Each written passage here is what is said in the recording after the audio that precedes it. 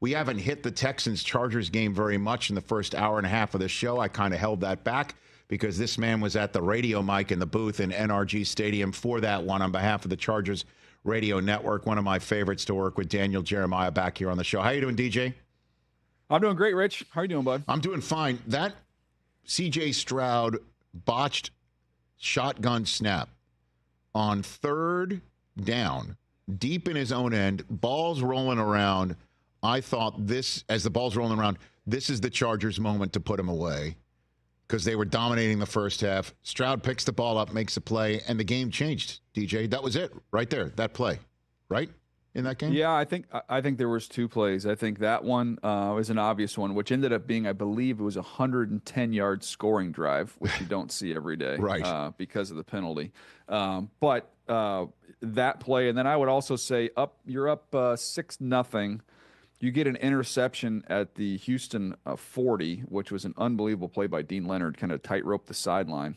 And the very next play, you dial up a shot play to Quentin Johnston, and Herbert underthrows it a little bit, and Lasser makes an unbelievable interception. So that went from potentially you get 5 yards, it's 9-0, it's 2-score game. Houston really hasn't done anything to immediately turn the ball back over there.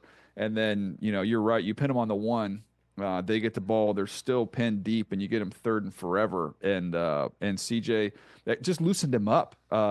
He's a rhythm quarterback, and he was in no sort of rhythm, for the first part of that ball game. And then he creates that play. And then I think he ended up with 4 carries for 44 yards, which were timely runs. He was able to get outside the pocket. And then, their stars, were outstanding. Nico Collins is a legit one, a total stud. Joe Mixon, after not having much room early in the game, he kind of put the game away in the second half. And then defensively, it's not just the edge rushers, I think, get a lot of the attention. Stingley gets a lot of the attention.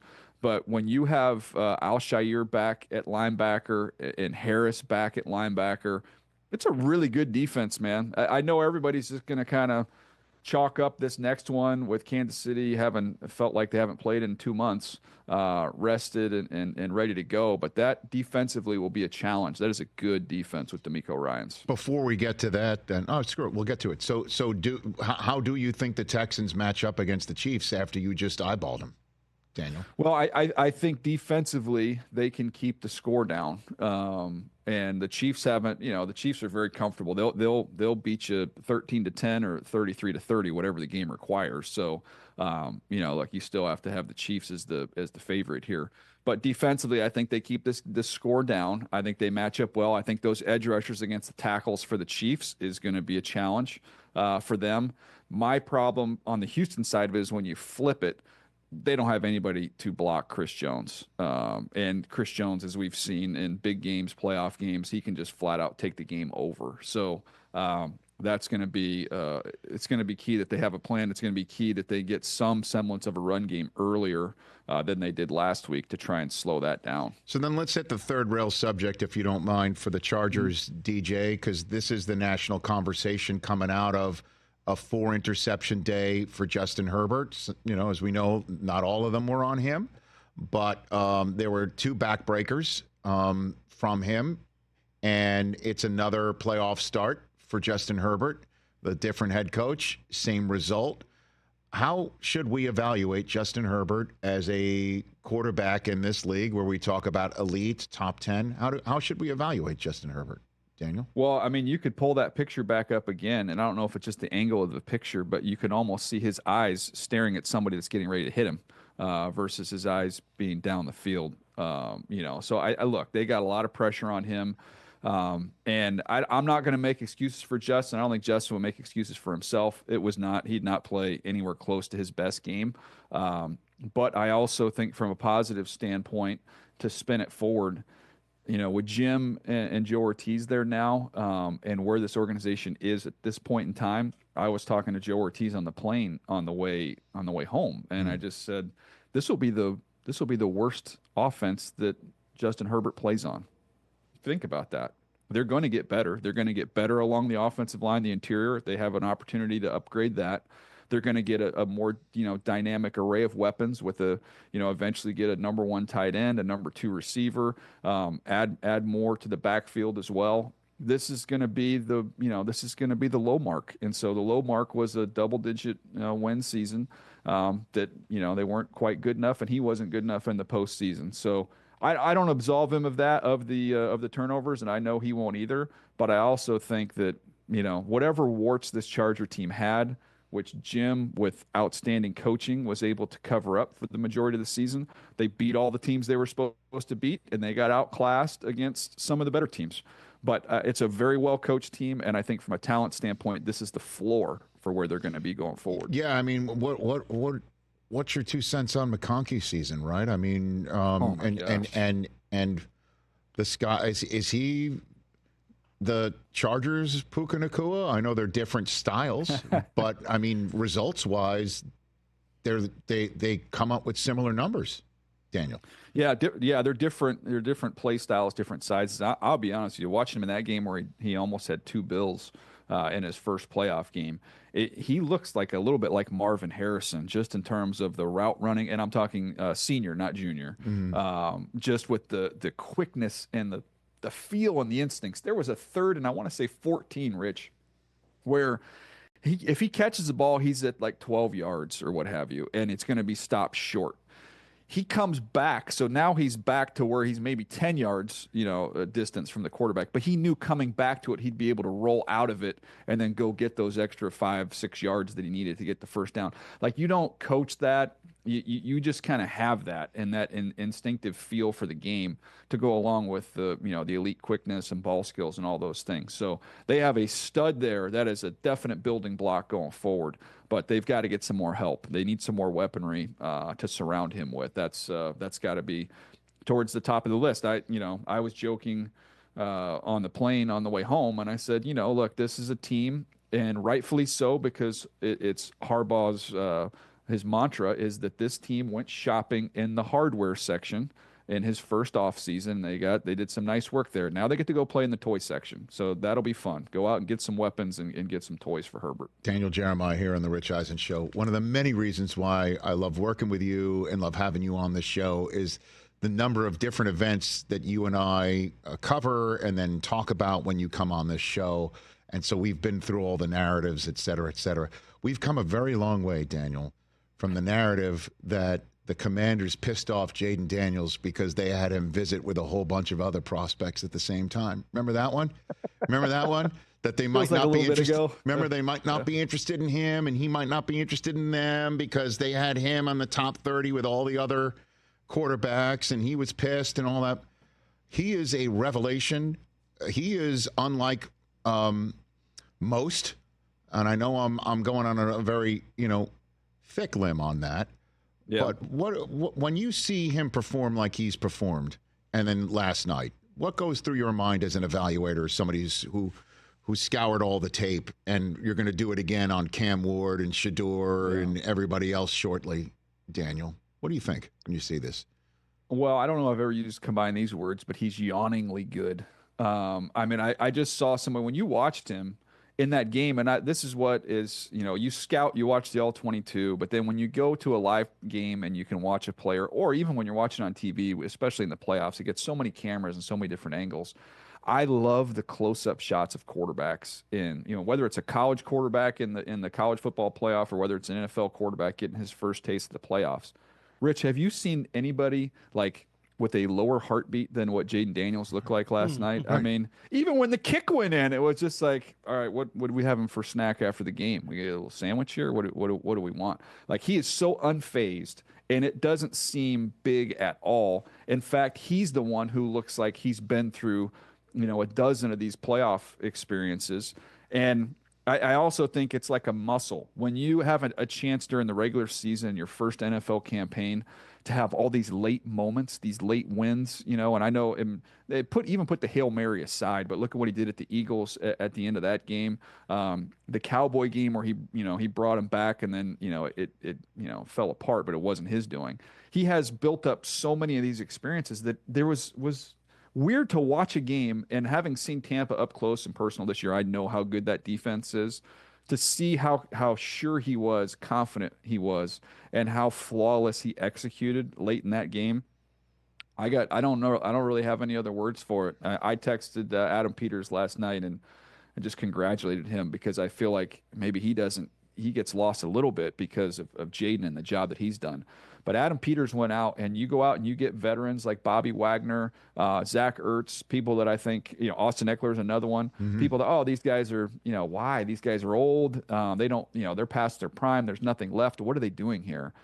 And I'm watching that game and I go, well, you know what? Bobby Wagner's been on one of the best defenses of all time. Zach Ertz, in the clutchest of clutch moments, won a Super Bowl by winning a one-on-one route. Austin Eckler has been, kind of the bell cow, Mr. Reliable. And now all their roles are a little different.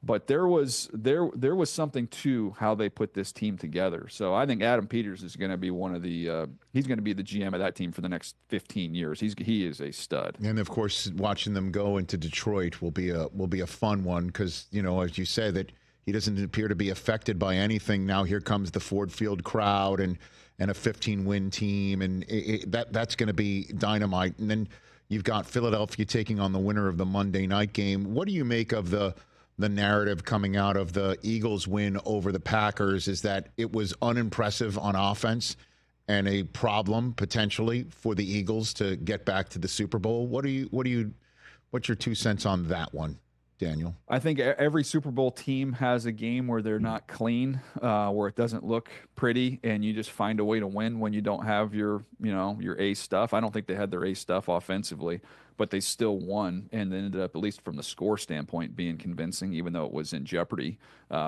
late. I mean, I go back to the Tampa Super Bowl with Tom Brady. I mean, remember that game against Washington? That was, not a flawless exhibition, but they kind of got through that game and you survive and then you get rolling from there. My takeaway from that game was not Jalen Hurts related, was not, Philly offense related, I'm sorry that the guys got hurt, but I mean, have you seen a team hit more physical than the way that they were hitting in that game? I mean, Elton Jenkins is pulling, and Nolan Smith, instead of sitting there and kind of bracing for it and trying to absorb it, he's like a missile and knocked him out of the game, attacking a pulling guard. And then it was just one after another after another. Every time they hit somebody, they were leaving the game. I mean, that was a physical Vic Fangio defense. Now, Nakobe Dean is a big loss for them. He'd been playing lights out, and he's grown into what we saw when we were talking about him in that draft. Coming out of Georgia as the leader of that team, that's a big loss. But my takeaway from that was no matter who they played next, if they played that physical, they're going to be tough to knock out. Well, and then the Ravens and how they performed, and they're going to Buffalo next, and that's the marquee event of next weekend, and then leading to an AFC Championship game that's going to be something else as well. And if they run like that, doesn't matter where the Ravens have to play, right? And we saw what I'm sure DaCosta and everybody else in that front office saw when they saw Derrick Henry raise his hand and say, I'll play for you.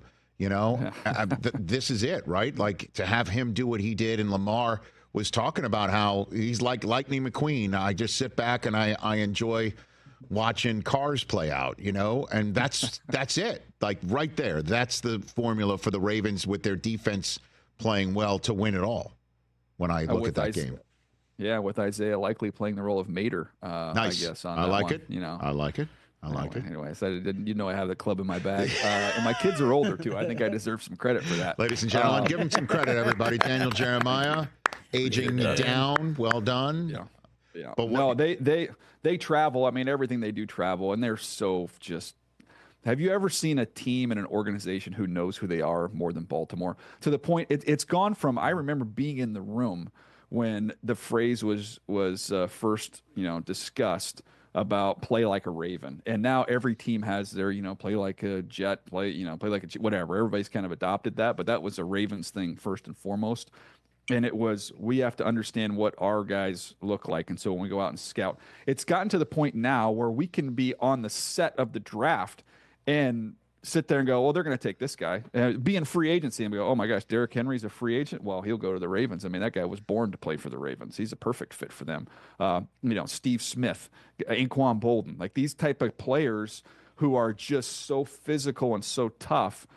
The Ravens select them, or those players end up finding their way there. And that's who they are. I know there's the Super Bowl, and I know there's the conference championship games. If this was a pay-per-view fight night, those would be on the top of the billing. But Rich, this is like when you get the list of the fights, and you're like, well, I don't know, man. There's that fight 3 down there between the Bills and the Ravens. That sure feels like the main event to me. I cannot wait for that one. Yeah, I mean, is that the difference? Stopping Derrick Henry? Like, what's your first blush 2 cents on that divisional Sunday finale? Well, you don't stop Derrick Henry, you have no chance. Right. And that doesn't guarantee anything, because now you still got to deal with Lamar and what he's doing. But I think you have to start there, and you have to devote bodies to it. They're good. They have a lot of depth up front. Buffalo does, and they're going to have to roll guys through and keep them fresh and play well. But I also, you get to the other side of it, I think the Ravens are a little susceptible on the back end, and Josh Allen's about as dialed in as you can be. And when you watch him, I always just feel like it's, whatever analogy you want to use. Is it the uncle at Thanksgiving who goes outside and plays with the kids and the nephews and just looks bigger, and he's all-time quarterback, and it doesn't belong out there? That's what it feels like with Josh Allen. I got a call from my dad, who was just kind of, watching the games, and I don't think he watched a lot of the Buffalo Bills, so I think it was one of the first times he'd seen him this year, and it was like 10 minutes of my dad, who's 83 years old, just gushing about I couldn't believe that Josh Allen's a thing. Like, that's I didn't know that was possible, right, to have somebody that big, that athletic, and that talented. So in the few minutes I had left with you, Daniel, your phone no doubt has been buzzing with the news that Mike McCarthy's out in Dallas. What's the general sense of what people are saying about that, Daniel? Well, the sense is like, does he have something else cooking, because there's not many of these jobs around, and whatever you have to deal with the Dallas Cowboys, I don't think that he would, have such a hard line in negotiations unless he had something, at least a good idea of something else available, considering it's not just him, but also all the other assistants underneath him that you want to take care of. So I don't know what that means. Is that the Saints? Is that the Bears? And then on the Cowboys side of things, it's like, man, you're kind of late to the party. The debate, I guess it's not even a debate because it was universal. The conversation in text that I've had with people is, why are people saying Sark? I don't understand why they're saying Sark. He has a better job than that one. Why would you give that up? And I think it's somewhat the same with Marcus Freeman in the discussion with the Bears. I mean, it's just, is Notre Dame where they are right now? Isn't that a better job? I don't know. That's the discussion we're having. Does Bill Belichick have a better job right now than Dallas? I don't know. I mean, Bucky's going to get mad at me, so I better be careful how I answer that question. What do you think? Look, if I were Bill Belichick and I've spent my entire life in the NFL and I had an opportunity for an NFL head coaching job, I would leave North Carolina, even though it's such a brief and maybe a bad look. I just think that's where he's proven his wares, and he has a record that's right there within reach. But I assume that when he took the Carolina job, that they had his team or whatever, his representatives had done their due diligence and didn't think that there was going to be one he was interested in. So that's why he's there at North Carolina. And our friend Mike Lombardi's come out and said absolutely that chapter's closed. He's coached his.